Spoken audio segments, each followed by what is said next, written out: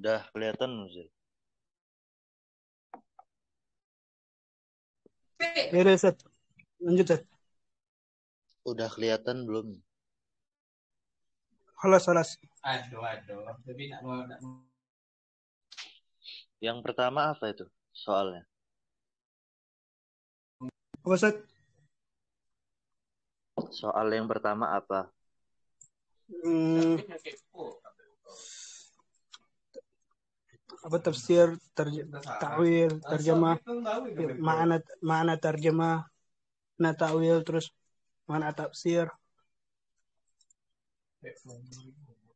Sama perbedaannya. 6, Ustaz.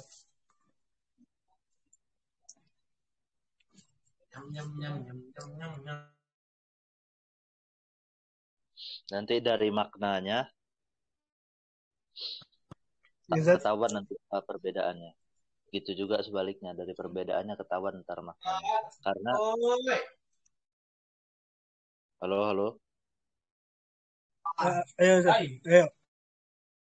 Intinya ngedenger nggak sih? Ustaz. Ente ini lagi sibuk apa gimana lah? Enggak, Ustaz. Anak lagi nggak sibuk, Ustaz. Cuma berisik aja nih. Oh. Ya, jadi kalau tentang terjemah Al-Quran itu ada pembahasannya tentang pengertiannya. Tapi nanti dari pengertiannya ini bisa disimpulin apa perbedaannya. Begitu juga sebaliknya tentang tafsir dan takwil itu sebenarnya paling enaknya itu ngambil di pembahasan tentang perbedaannya. Karena ntar di situ ada sekaligus pengertiannya juga. Gitu. Kalau tentang makna terjemah, makna tarjamati makna terjemah, wa tarjamatu tutlaqu ala ma'nayain. Terjemah itu bisa bermakna dua makna. Awaluhuma yang pertama at-tarjamatul harfiyah, terjemah harfiah. Ini udah pernah dibahas ini. Sanihima at-tarjamatut tafsiriyah awil ma'nawiyah. Yang kedua adalah terjemah tafsiriyah atau terjemah maknawi. Jadi ada terjemah harfi, ada terjemah maknawi.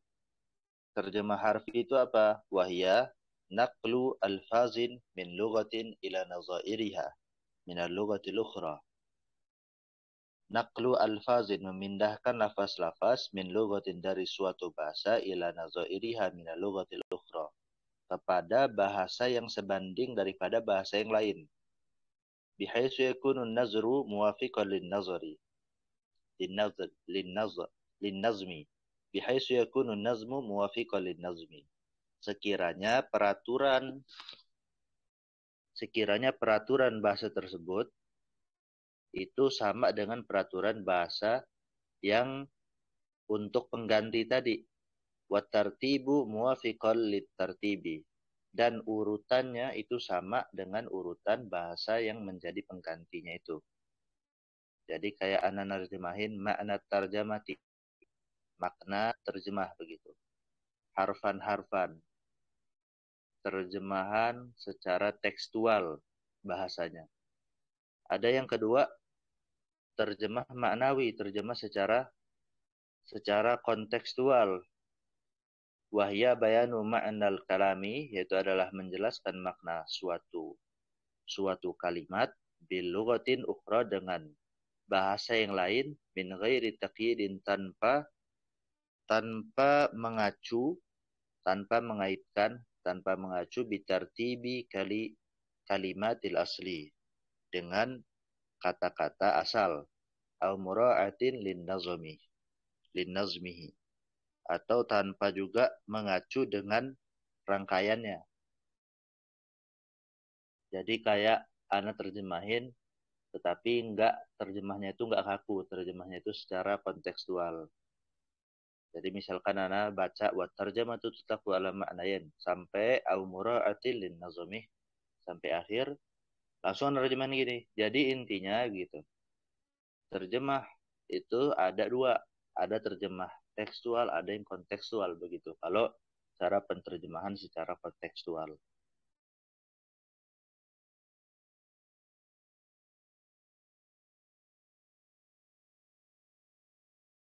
Gimana, Zil?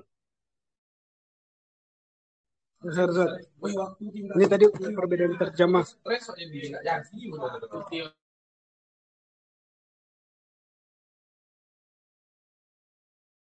Halo, halo.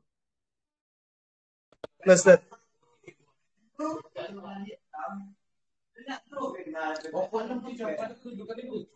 Gimana?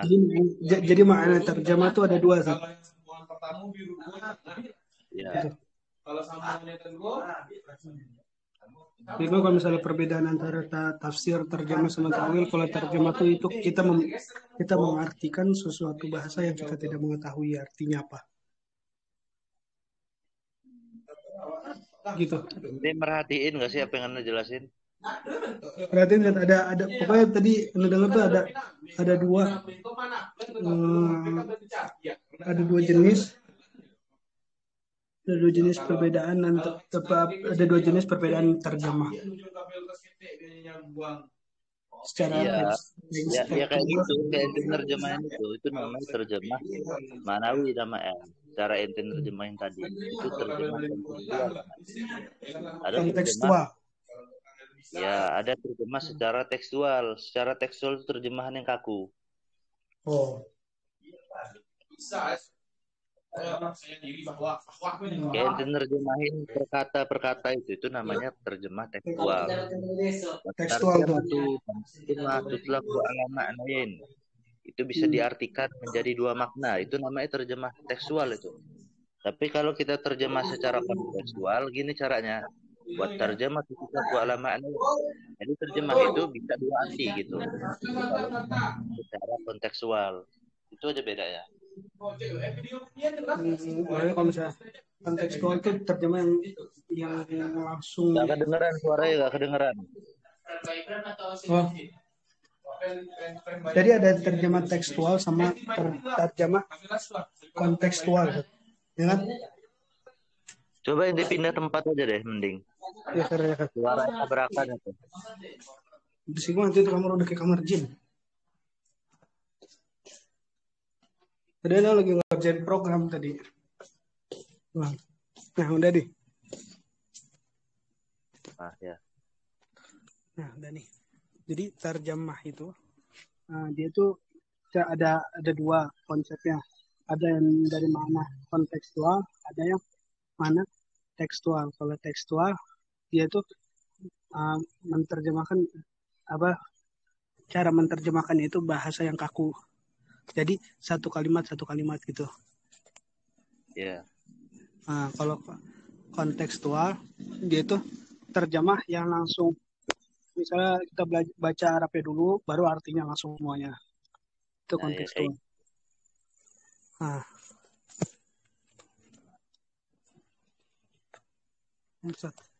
Itu perbedaan, Zat. Apa makna, Zat? Ya dari makna itu ntar kelihatan perbedaannya apa. Yeah.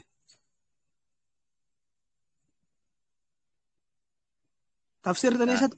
Tafsir udah ente jelasin belum? Tafsir sama takwil ini sebenarnya kemarin salah baca kita. Kita malah bacanya yang di sini. Makanya muter-muter bahasanya. Sebenarnya ini nih, yang enak itu kita langsung ke perbedaan antara tafsir dan takwil. Karena di situ sekaligus ditampilin apa sih pengertian tafsir dan takwil. Ternyata tafsir sama takwil itu ada ikhtilaf ulama tentang apa perbedaannya. Beda apa sama antara tafsir sama takwil ini. Nah itu ulama beda pendapat di situ.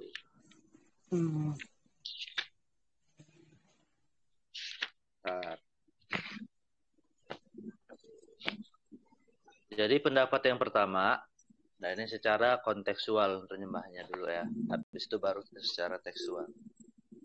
Ini tafsir. Sekaligus tafsir dan takwil. Jadi pendapat pertama, ada yang berpendapat bahwasanya tafsir dan takwil itu maknanya sama, sinonim, persamaan kata. Itu pendapat yang pertama. Tetapi menurut pendapat yang kedua, tafsir itu misalkan perkataan ente begini. Tola'ati syamsu, matahari terbit. Matahari itu terbit. Taib.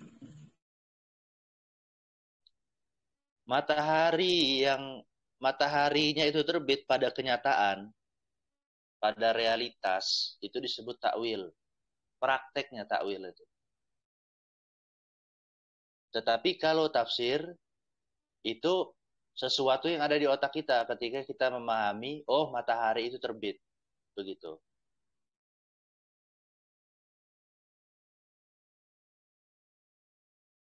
Paham kan? Tadi kan matahari terbit. Ya,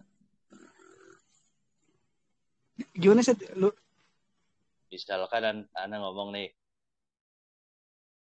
Ya. Ana lagi baca kitab sama ente. Misalkan gitu, perkataan itu tuh. Pemahaman ente dalam memahami perkataan Ana itu, yang ada di otak ente itu disebut tafsir. Tetapi prakteknya itu disebut takwil. Gitu. Oh, Misalkan jadi minum, saya minum misalkan. Nah, pas ada orang mahamin, oh berarti dia sedang minum. Di dalam otak dia, pemahaman terhadap perkataan tersebut, nah itu disebut tafsir. Tetapi praktek orang itu minum sendiri, itu disebut takwil. Itu pendapat yang kedua. Mantap. Gitu. Jadi kalau misalnya tafsir itu dalam pengertiannya dia itu suatu pemahaman. Kalau tawil suatu yang tadi dicontohkan itu Itu suatu praktek. fiil, suatu pekerjaan yang akan dikerjakan gitu ya. Suatu praktek. Suatu praktek itu. Jadi kalau tafsir itu dia berputarnya itu pada mafhum, pada pemahaman, pada logika dia berputarnya. Tetapi kalau takwil itu dia berputarnya pada realitas, pada realita yang ada di luar pikiran. Itu disebut takwil. Orang berjalan, pemahaman kita terhadap perkataan tersebut disebut tafsir. Tetapi orangnya itu berjalan, orangnya itu benar-benar berjalan, itu berkaitan dengan takwil. Dengan apa ya?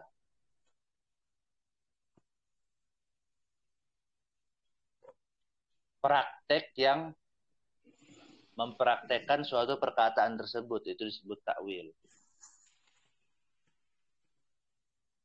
Tetapi menurut pendapat pertama, tafsir sama takwil itu sama aja. Suatu penjelasan makna terhadap lafaz-lafaz yang ada. Gitu.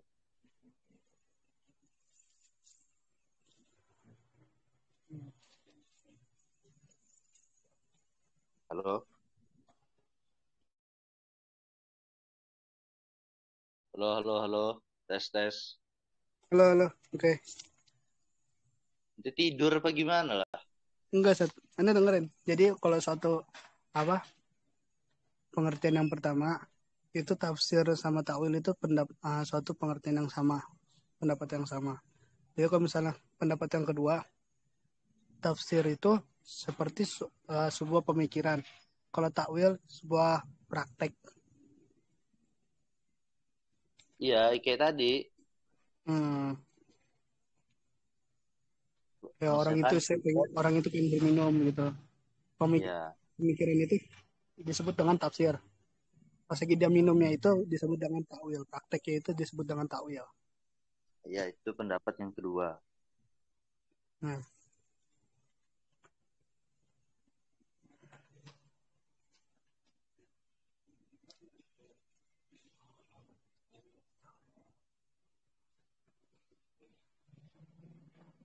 Tapi menurut pendapat yang ketiga,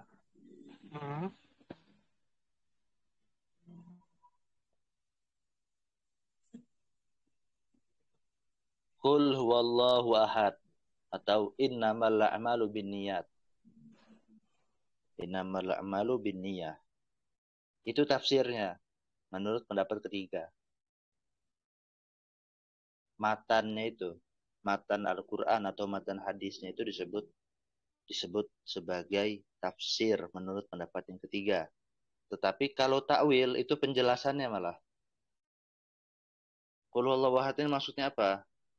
Innamal a'malu binniyah ini maksudnya apa? Kesimpulan para ulama, para sahabat, para tabi'in, macam-macam lah. Pokoknya kesimpulan selain daripada Allah dan Rasulnya. Karena memang yang ngasih kesimpulan kan, yang mengasih kesimpulan itu ya memang para sahabat dan semacamnya kan. Karena kesimpulan dari Rasulullah itu sendiri akan disimpulkan lagi ujungnya. Nggak ada ujungnya kalau kesimpulan dari Rasulullah. Penjelasan para ulama, para sahabat, para tabi'in terkait tentang ayat Al-Quran atau tentang matan hadis itu disebut takwilnya. Itu pendapat yang ketiga.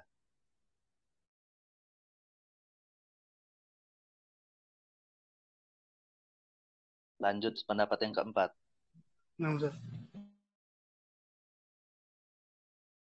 Kalau pendapat yang keempat, tafsir itu adalah penjelasan tentang kata per kata. Itu tafsir. Tetapi kalau takwil itu penjelasan tentang per kalimat.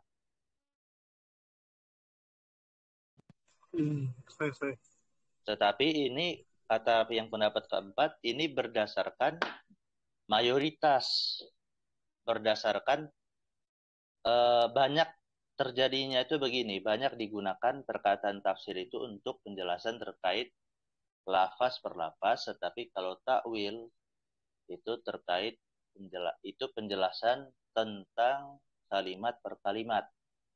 Tapi bisa aja takwil itu untuk penjelasan, untuk digunakan sebagai sebagai istilah terkait penjelasan tentang lafaz per lafaz dan tafsir terkait tentang penjelasan kalimat per kalimat.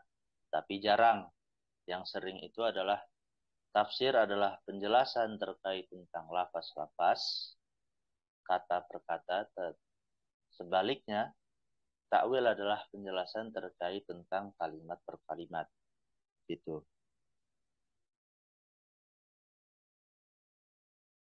Nah, kalau yang keempat nih. Kalau keempat kan tafsir kata per kata kan. Kalau misalnya yang ke apa yang misalkan gini. Ustaz. Qul huwallahu ahad. Qulnya itu di apa maksudnya?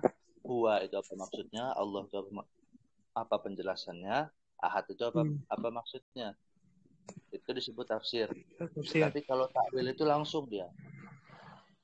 Satu kalimat. Nah, paham kan? Gitu. Terus itu apa lagi? Kemuliaan tafsir ya. Bentar, Zat. Anda lihat dulu ya, Zat ya. Lupa nih.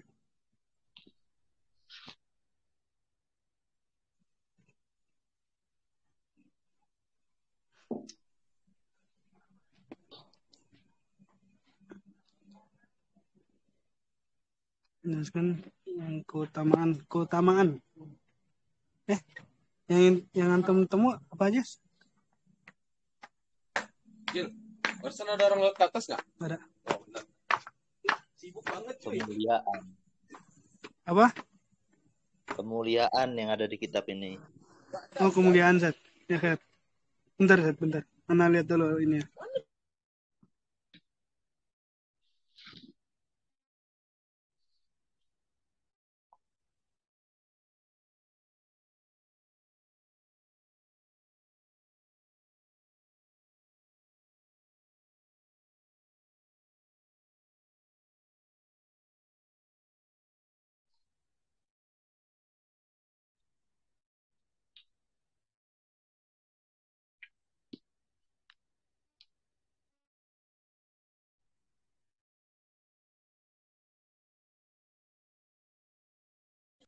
Kalau kemuliaan kayaknya nggak ada deh.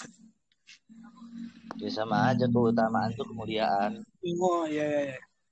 Ya Her, Her. Lanjut Zat. Itu nomor 5 ya Zat ya? Ya, substansinya sama. Itu pertanyaan nomor berapa itu? Ini Keutamaan. nomor keutamaan. Keutamaan nomor 3 Zat. Jelaskan keutamaan-keutamaan dari mempelajari tafsir Al-Quran. Intinya tafsir itu adalah ilmu yang paling mulia. Hmm.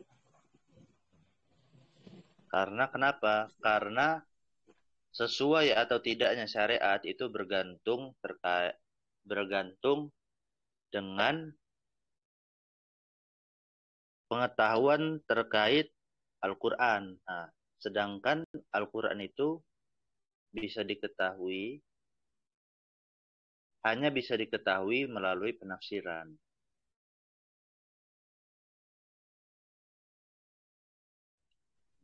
Nah, Ustaz. Tuh.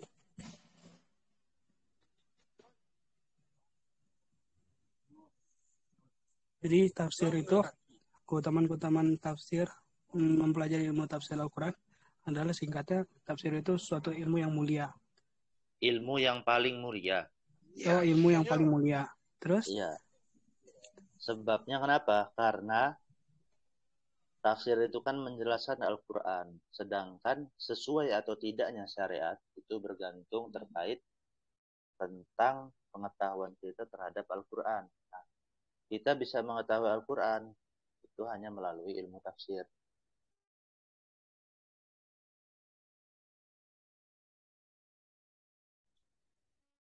Enam.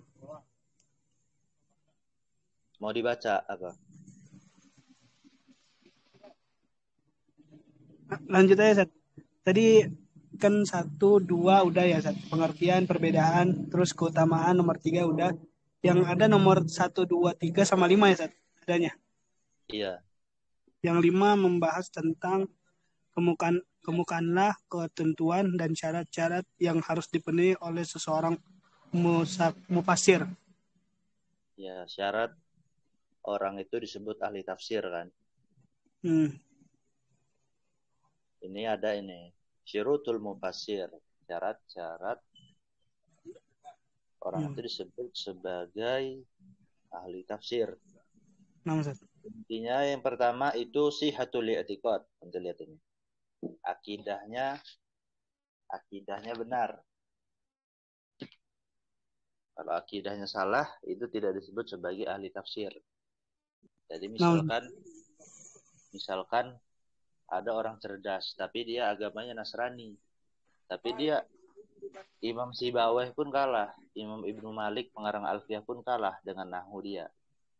Jadi dia menjadi orang yang ahli tafsir melebihi ulama-ulama Islam yang lain.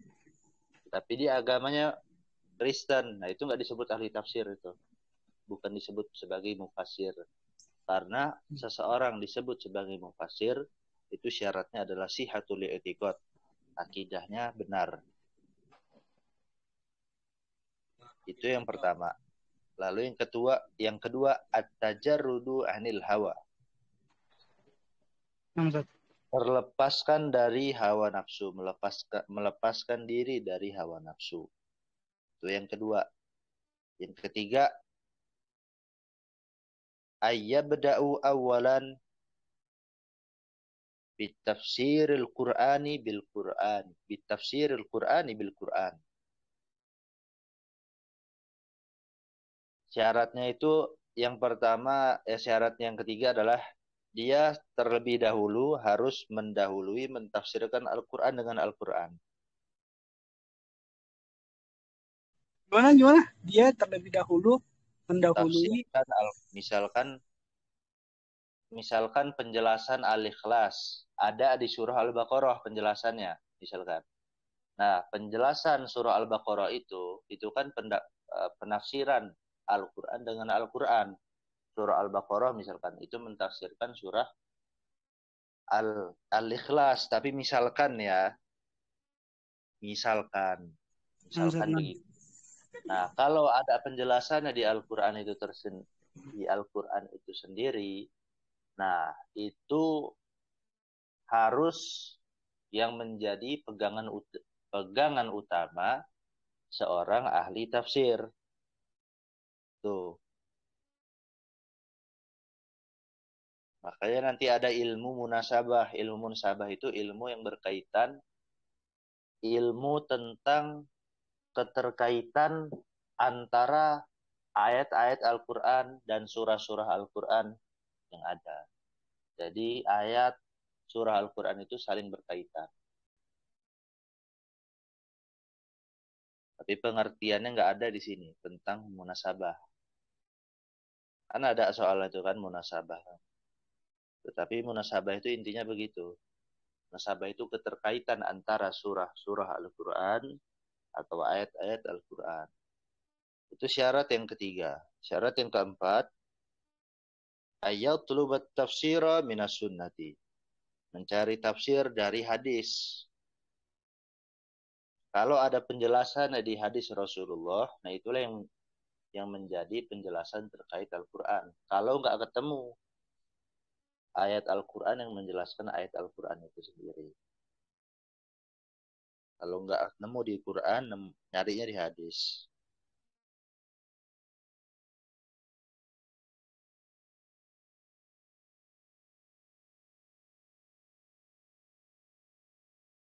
Lalu itu yang keempat. Yang kelima, فَإِذَا لَمْ يَجِدِ التَّفْسِيرَ مِنَ السُّنَّةِ رَجَعَ إِلَى أَقْوَالِ الصَّحَابَةِ. Kalau nggak nemu, di Quran nggak nemu, lalu di hadis nggak nemu, maka merujuknya itu ke perkataan para sahabat. Para sahabat ngejelasin apa sih ayat ini?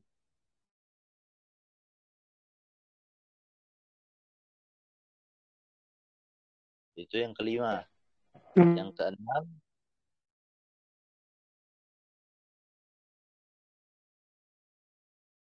keenam, فَإِذَا لَمْ يَجِدِ التَّفْسِيرَ فِي الْقُرْآنِ وَلَا فِي السُّنَّةِ وَلَا فِي أَقْوَالِ الصَّحَابَةِ فَقَدْ رَجَعَ كَثِيرٌ مِنَ الْأَئِمَّةِ فِي ذَلِكَ إِلَى أَقْوَالِ التَّابِعِينَ.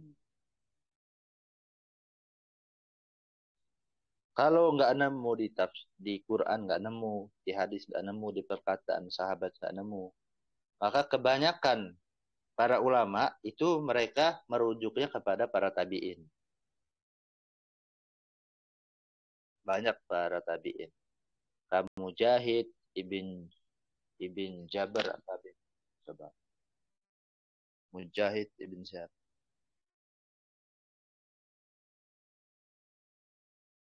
Mujahid Ibn Jabar, terus Sa'id bin Jubair, Ikrimah Maula Ibn Abbas, atau Ibn Abi Rabah, Hasan al-Basri, Masruq al-Ajda, dan semacamnya, dan lain-lain. Kalau nggak nemu di Quran, nggak nemu di hadis, nggak nemu di perkataan sahabat, maka kebanyakan para ulama, sebagian besar kalangan para imam, itu mereka merujuk kepada perkataan para tabi'in. Para tabi'in, apa sih penjelasan tentang ayat ini menurut para tabi'in? Lalu yang ketujuh, al-ilmu bil lughatil arabiyyati wa furu'iha. Mengetahui bahasa Arab dan mengetahui ilmu bahasa Arab dan cabang-cabangnya.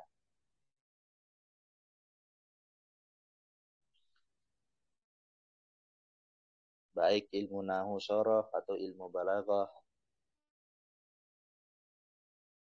atau ilmu wada, banyak ilmu bahasa Arab. Mantik juga termasuk ilmu bahasa Arab. Berarti yang ketujuh syaratnya ya ilmu balaghah lil Arabi. Berarti ilmu yang bahas tentang bahasa Arab gitu. Ilmu balaghah. Memahami bahasa Arab, memahami ilmu bahasa Arab. Ilmu bahasa Nah, Arab itu yang pokok itu ilmu nahu sorof serta cabang-cabangnya. Kalau cabang-cabangnya banyak ilmu bahasa Arab itu, ada ilmu wada, ada ilmu balaghah, ilmu mantik. memahami ilmu bahasa Arab, baik ilmu pokoknya maupun ilmu cabang-cabangnya. Lalu yang ke-8, al-ilmu bi usulil ulumil muttasilati bil Qur'ani. Menguasai ilmu yang berkaitan dengan dasar-dasar ilmu yang berhubungan dengan Al-Quran. Contohnya ilmu qiraat, seperti ilmu qiraat. Jadi ilmu-ilmu yang khusus untuk tafsir pun itu harus dikuasai. Ya, ilmu usul tafsir misalkan. Itu kan ilmu-ilmu yang berkaitan dengan, itu kan dasar-dasar ilmu yang berkaitan dengan Al-Quran. Ilmu qiraah itu termasuk.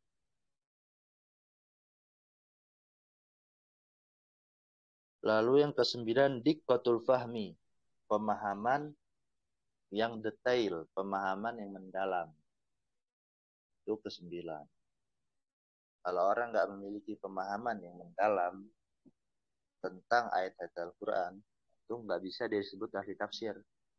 Yang namanya bukan ahli tafsir kalau dia nggak mengetahui secara mendalam terkait tentang ayat-ayat Al-Quran.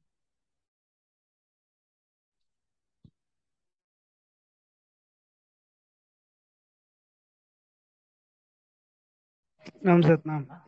Boleh nanya? Terus tentang sejarah perkembangan ilmu tafsir, itu sebenarnya ada itu. Coba Anda lihat dulu soalnya nomor berapa.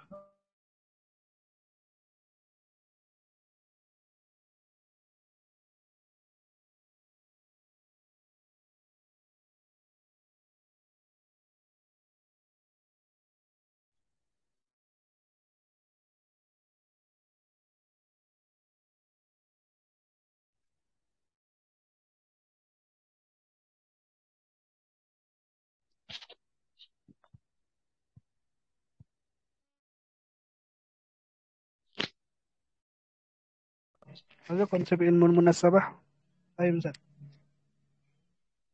Ilmu munasabah di sini nggak ada pengertiannya, tetapi intinya ilmu munasabah itu ilmu terkait tentang ayat-ayat Al-Quran maupun surah-surahnya yang saling berhubungan. Itu ilmu munasabah.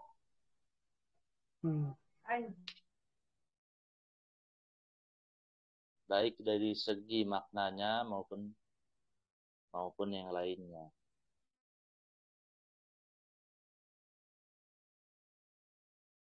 Itu disebut munasabah. Nasabah, yunasibu. Ustaz. Coba Anda mau ngulang apa yang syaratnya. Nah, ini Anda baca ada berapa yang Anda ketinggalan tadi mencatatnya. Pertama kan syaratnya itu ada akidahnya benar pertama. Yang kedua, melepaskan diri dari hawa nafsu. Nah, yang 3, 4, 5, 6 itu Anda ketinggalan tuh. Nggak kedengeran. Nah, ini yang ketujuh Anda catat memahami ilmu bahasa Arab. Atau yang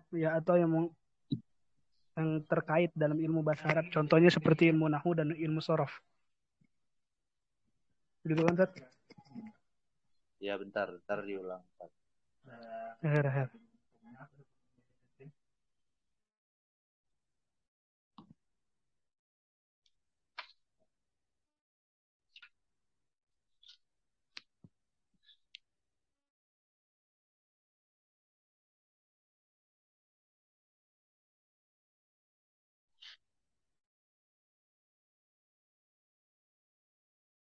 Bahasa bana.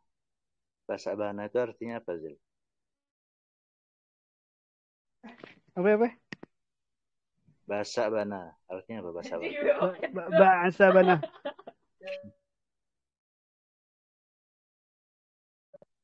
Itu bahasa Arab. Bahasa bana. Apa? Oh, salah. Loh. Lebih. Bahasa bana artinya apa sih? Bahasa bana. Anda taunya bahasa Iban. Bahasa bana ini apa? Kata, Bahasa ini. bahasa, Besar, besar itu bahasa kan kalau di ini Padang. bahasa Iya, mana? gimana lah? Anak ini nanya loh. Kalau Oh, besar itu bahasa Padangnya apa? gadang. Hah? Gadang. Besar kan? Nah, Nah, gadang. oh gadang ya? Nah, kan kayak jam gadang tuh. Jam besar berarti namanya. Oh, Artinya. kabir. Kabir. Ulama kabir. Ya Allah. Sogir itu mah. Yang nomor berapa tat yang ini? Kurang. Yang nomor 4, 5, sama 6.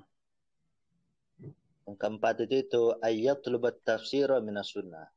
Seorang yang mentafsirkan itu kalau dia pengen disebut dari tafsir, kalau dia nggak nemu penjelasan ayat tentang Al-Quran yang ada di Al-Quran itu sendiri, dia nyarinya dari hadis.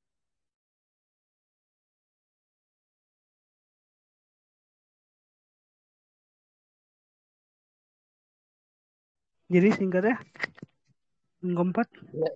Masa ini nggak bisa ini? Kan Gimana? katanya awalnya disuruh syaratnya itu dia nyari penjelasan di Al-Quran itu sendiri.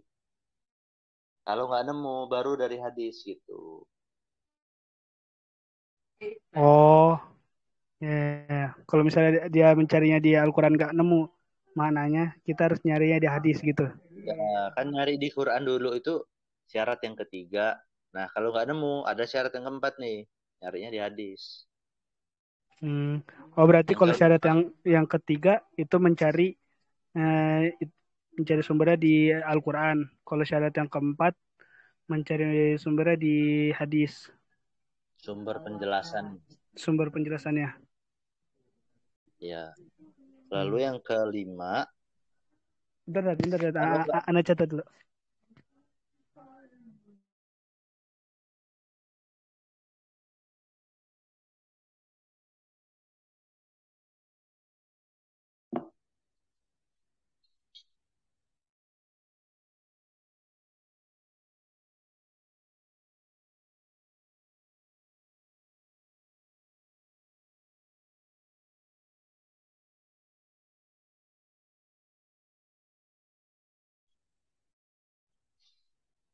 Nah, jadi pengertian yang ketiga mencari sumber pengertiannya di Al-Quran. Kalau yang keempat mencari sumber pengertiannya di hadis. ya gitu. Nah, oke. Terus kalau nggak Yang nemu di hadis, ada syarat yang kelima. Nyarinya di penjelasan para sahabat. mencarinya di penjelasan para sahabat.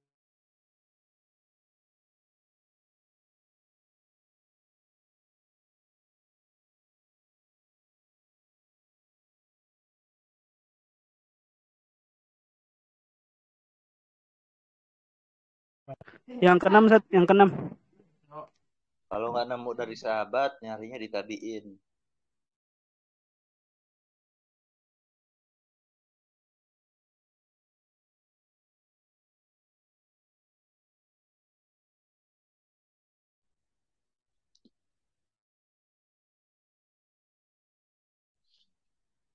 Kelas. Yakfi. Ya udah, ini aja Faidul Mukhtaroh aja ya. Boleh. Faidul Mukhtar. Ya, yang ini tadi dibikin Ini videonya nggak, Zat? iya, ini dikelarin dulu ini. Enam, Zat. Diselesain dulu videonya. 6, Zat. Ntar lanjut. 6.